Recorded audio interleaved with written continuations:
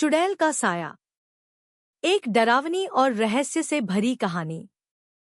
स्थान: राजस्थान का एक दूरदराज गांव, भानगड़ी। गांव के बाहर एक सूखा हुआ पीपल का पेड़ है, जिसके नीचे हर रात छमछम की आवाजें आती हैं। कोई उसे देखने नहीं जाता, क्योंकि जिसने भी वहां झांकने की कोशिश की, वह फिर कभी नहीं लौटा। रात का समय था। गांव अंधेरे में डूबा हुआ था। कुत्ते भौंक रहे थे और दूर कहीं उल्लू की डरावनी आवाजें सुनाई दे रही थी। तभी अचानक गांव के दक्षिण में बने कुएं के पास से छमछम की आवाजें आईं, जैसे कोई औरत भारी पायल पहने चल रही हो। गांव के मुखिया के बेटे रघु ने फैसला किया कि वो इस रहस्य को सुलझाएगा। उसे यकीन नहीं था कि कोई चुड़ैल होती है। अगली रात वह अपने दोस्त कमल के साथ टॉर्च और दरांती लेकर उसी कुएं की ओर निकल पड़ा। जैसे ही दोनों उस पुराने पीपल के पास पहुंचे, हवा एकदम शांत हो गई। पत्ते हिलने बंद हो गए और टॉर्च की रोशनी खुद ब खुद कम होने लगी। तभी अचानक छमछम की आवाज फिर से आई, लेकिन इस बार वह आवाज उनके पीछे से आ रही थी। कमल डर के मारे कांपने लगा।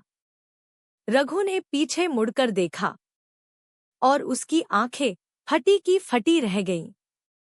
एक औरत, सिर झुका हुआ, लंबे काले बाल जमीन पर घिसट रहे थे। सफेद साड़ी, मगर साड़ी खून से सनी थी। उसकी पायल की आवाज पूरे जंगल में गूंज रही थी। रघु और कमल भागे, लेकिन कमल फिसलकर गिर गया। रघु ने जैसे ही मुड़कर देखा, वो चुड़ैल कमल के ऊपर झुक चुकी थी। उसकी आंखों से काला धुआं निकल रहा था।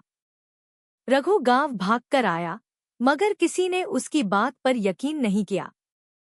अगली सुबह कमल का शरीर सूखा हुआ कुएं के पास मिला। उसकी आंखें बाहर निकली हुई थी और चेहरे पर डर की छाप गहरी थी।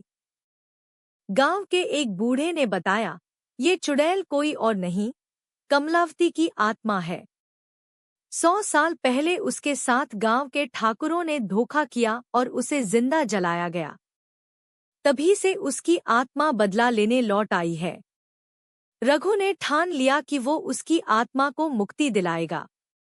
वह दोबारा उस पीपल के पेड़ के पास गया। इस बार चुड़ैल पहले से वहां खड़ी थी, जैसे उसकी ही राह देख रही हो।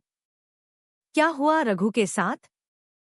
कोई नहीं जानता, क्योंकि उस दिन के बाद रघु भी गायब हो गया। लेकिन आज भी हर अमावस की रात उस पीपल के नीचे छमछम की आवाज आती है, और अगर आप पास जाएं तो कोई कान में फुसफुसाता है। अब तेरा नंबर है।